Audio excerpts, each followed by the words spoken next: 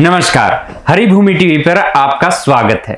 मैं आपका दोस्त जगदीप जुगनू, मेरे साथ हैं महेंद्र पंडित जी। नमस्कार जी पंडित जी। आज हम चर्चा करेंगे, कल जो चुनाव परिणाम आए थे उसको लेकर आज हम चर्चा करेंगे। एग्जिट पोल में कांग्रेस को बहुत बढ़त दिखाई गई थी, लेकिन जो रिजल्ट आया वो बिल्कुल उसके उलट आया। तो आज हम चर्चा करेंगे कांग्रेस की हार के क्या कारण रहे। पंडित जी, क्या कारण रहे हैं कांग्रेस के हार के? जगदीप जी, सबसे पहले तो हमें ये देखना पड़ेगा कि कांग्रेस चुनाव कैसे लड़ी। जी जी जी। एक अति उत्साह जो कांग्रेस में था वही उसको ले बैठा। कांग्रेस चुनाव किसी और ने नहीं हराया, कांग्रेस खुद हारी। हालांकि पब्लिक उनका चुनाव लड़ रही थी, पब्लिक लगातार सपोर्ट कर रही थी। जितनी भीड़ कांग्रेस की रैलियों में आ रही थी, जितनी भूपेंद्र सिंह हुड्डा की रैलियों में आ रही थी या दीपेंद्र की रैलियों में आ रही थी, राहुल गांधी की रैली में भी आ रही थी, वो लग रहा था कि चुनाव बिल्कुल झुका हुआ है कांग्रेस की तरफ। लेकिन कांग्रेस ने एक के बाद एक जो गलतियां की उसका संदेश बड़ा गलत गया। सबसे पहले गलती कुमारी शैलजा की नाराजगी थी। वो अगर आप उसका उदाहरण देखेंगे, बरवाला से कांग्रेस के उम्मीदवार थे रामनिवास घोडेला। रामनिवास घोडेला को टिकट देने पे ही विवाद था।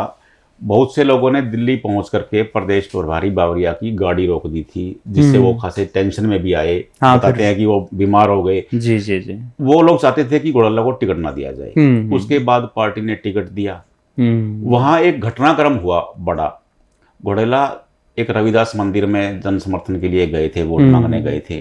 वहां लोगों ने कहा कि आपने कुमारी शैलजा के साथ गलत किया है। तो उन्होंने कहा कि नहीं, कुमारी शैलजा हमारी वरिष्ठ नेता हैं। तो लोगों ने कहा कि आप ये ऐलान कर दीजिए कि कुमारी शैलजा मेरी बड़ी नेता है, तो हम आपको समर्थन दे देंगे। घोडेला वहां से चुपचाप चले आए। ये एक उदाहरण है, मैं आपको बताता हूँ। वो क्योंकि घोडेला के पास कोई जवाब नहीं था इस बात का, क्योंकि वो हुड्डा के प्रेम में इतने ज्यादा ग्रस्त थे। वो बड़ी हार का सामना करना पड़ा उनको, जिनको पहले शुरुआत में ये माना जा रहा था कि वो एक तरफा इलेक्शन करवा देंगे।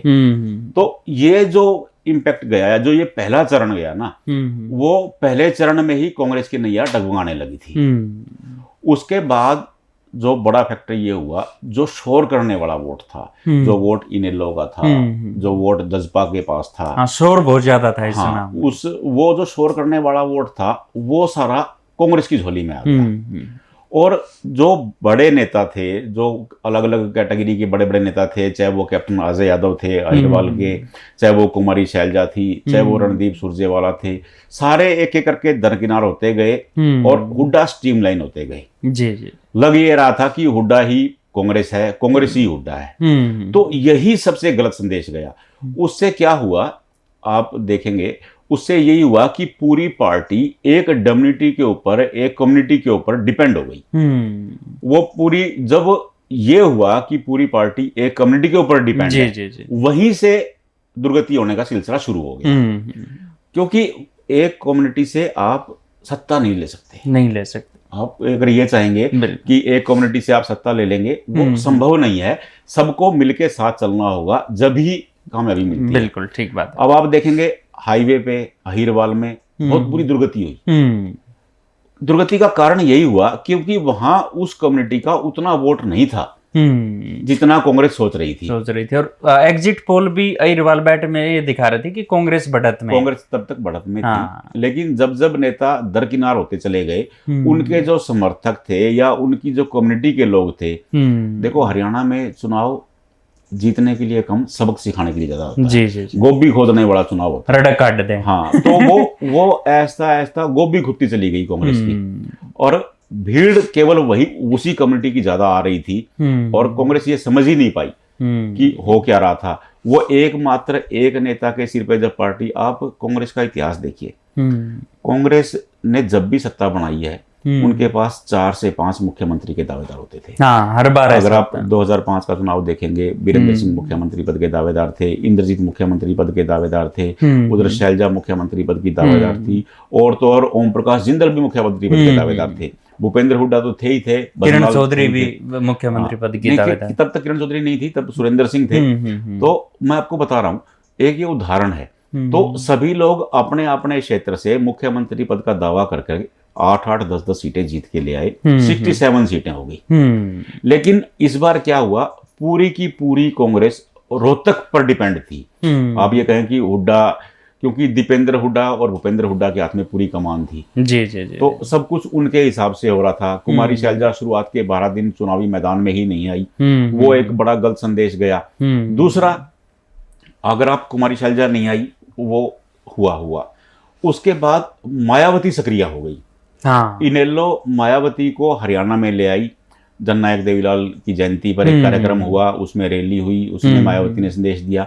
आप इस बात को इग्नोर नहीं कर सकते। यह बात सही है कि मायावती का वोट बैंक बहुत सुकड़ा है, लेकिन वो वोट बैंक खत्म नहीं हुआ है, और वो उनके कहने पर वोट देता है, कहने पर वो वोट चला है।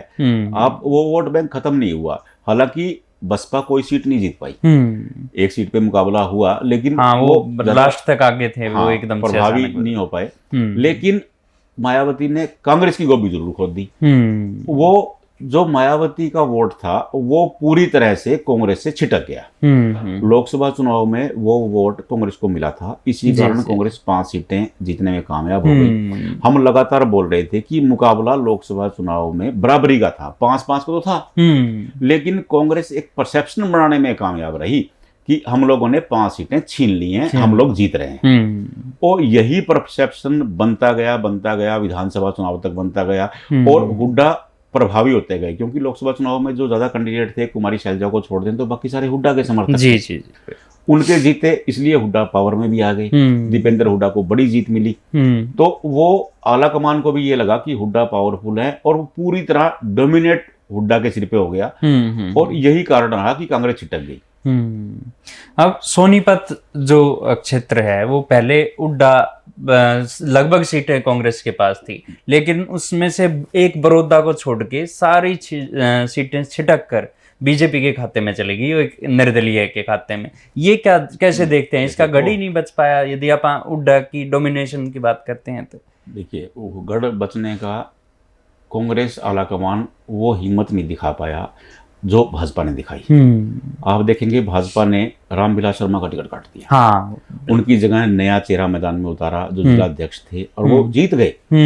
और उनके सामने हारे कौन? रावदान सिंह। सबसे बड़ी मिस्टेक तो वही हुई जो सीटिंग एमएलए को टिकट देने का ऐलान किया गया। उसमें 3 चेहरे ऐसे थे जो दागी थे। रावदान सिंह थे, सुरेंद्र पंवार थे, धर्म सिंह छोकर थे। जी। तीनों के ऊपर जांच चल रही थी। सुरेंद्र पंवार तो हालांकि जेल में ही थे। तो पार्टी ने उनका टिकट भी नहीं दिया। उससे एक संदेश गया पूरे प्रदेश में कि भ्रष्टाचार को सपोर्ट कर रही है कांग्रेस।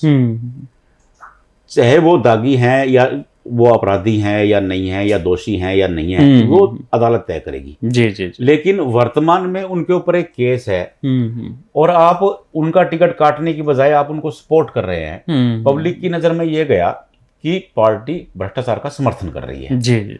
वो एक गलत संदेश था। उसी संदेश का पूरा इम्पैक्ट पूरे हरियाणा पे गया। आप रावदान सिंह खुद चुनाव हार गए, सुरेंद्र पंवार भी हार गए, धर्म सिंह छोकर भी हार गए। लेकिन पार्टी को, कांग्रेस को ये लग रहा था कि सहानुभूति होगी ये बढ़ती, जबकि आम आदमी के मन में आक्रोश था कि आप कांग्रेस ऐसे नेताओं को टिकट दे रही है जिनके ऊपर तरह तरह के लांछन लग रहे हैं। तो वो गलत संदेश गया। जहां तक आप बात कर रहे थे सोनीपत के गढ़ बचाने की, सोनीपत में वही हुआ।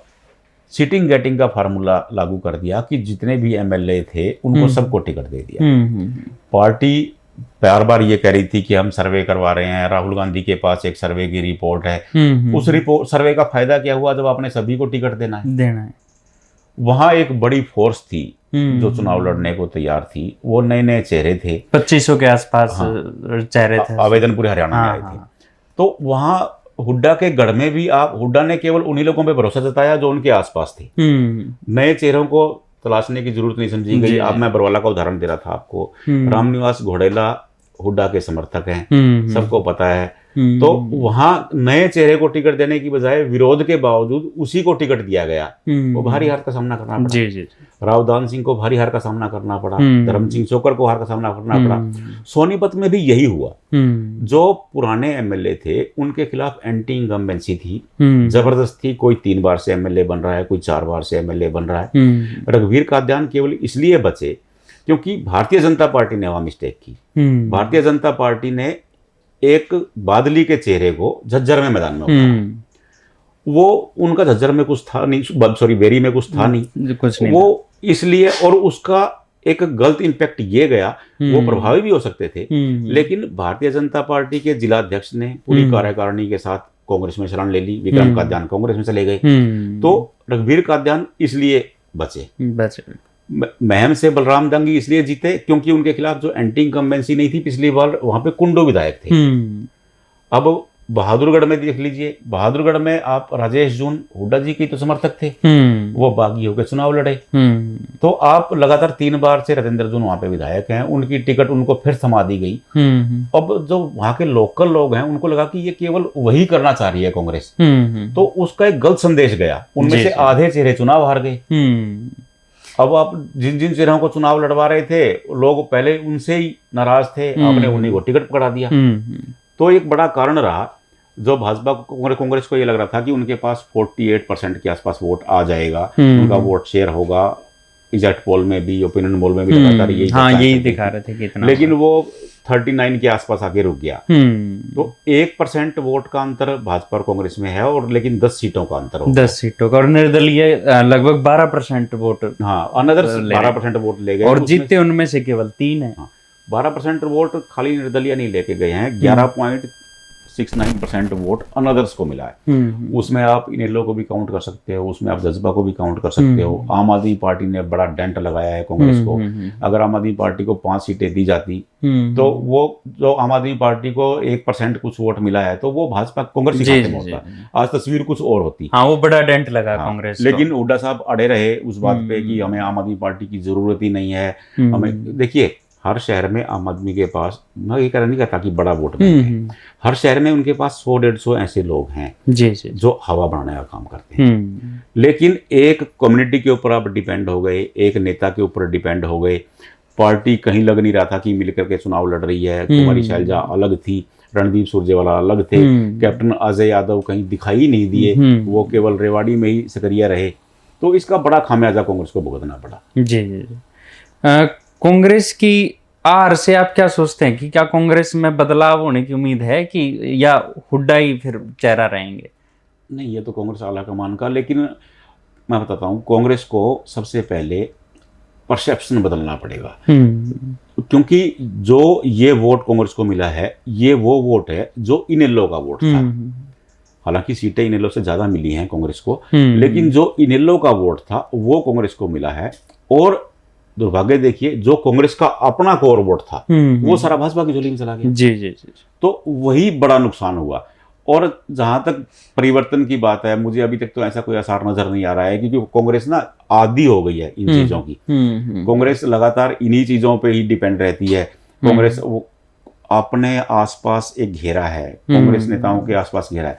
आप ये देखिए, 10 साल भाजपा की सरकार रही, कांग्रेस ने क्या तीर मारा? कांग्रेस ने कुछ नहीं किया, चाहे वो भूपेंद्र सिंह हुड्डा हो। आज ये कांग्रेस ने ये किया कि वो आपस में सिर फुटावल करते रहे। अशोक तंवर निकले, किरण चौधरी निकली, वीरेंद्र निकले, फिर वो वापिस आ गए। एक जो बड़ी फोर्स थी वो निकल करके चली गई पार्टी से। जी। लेकिन जन आंदोलन के नाम पे कांग्रेस के पास कुछ नहीं है कहने का।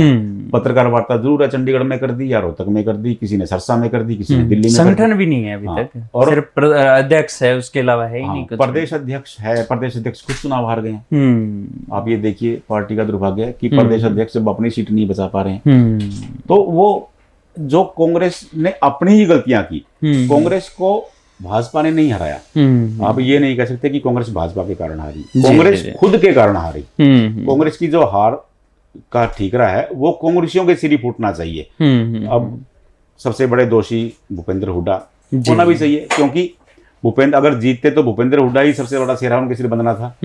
अगर हारे हैं तो उनको अपने सिर पे लेना चाहिए कि भैया हम हारे हैं, तो उसके लिए दोषी भी वही हैं। और दोषी उनको ठहराया भी जाना चाहिए, क्योंकि जो किया गया वो सब कुछ निर्णय वो वही तो ले रहे थे।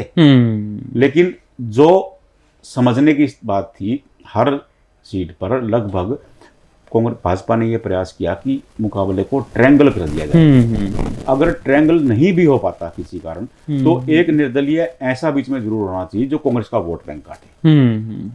और भाजपा उसमें बहुत सक्सेसफुल रही। जी। लेकिन कांग्रेस भीड़ के चक्कर में जो बाजना वोट था ना, उसके चक्कर में कांग्रेस समझ ही नहीं पाई, क्योंकि उस वोटर्स ने इतना शोर कर दिया कि वो कांग्रेस समझ नहीं पाई कि हो क्या रहा है। उनको भीड़ भीड़ नजर आ रही थी, भीड़ से ये लग रहा था कि भारी बहुमत आ रहा है। सभी तरह के पोल्स जो आ रहे थे वो भी भारी बहुमत दिखा रहे थे। तो कांग्रेस अपने में ही कुछ फहमी में शामिल हो गई कि हम ही जीत रहे हैं। तो एक के बाद एक गलतियां होती चली गई। तो ये था एनालिसिस कांग्रेस का हरियाणा चुनाव को लेकर। आपकी इसमें क्या राय है, हमें जरूर कमेंट करें।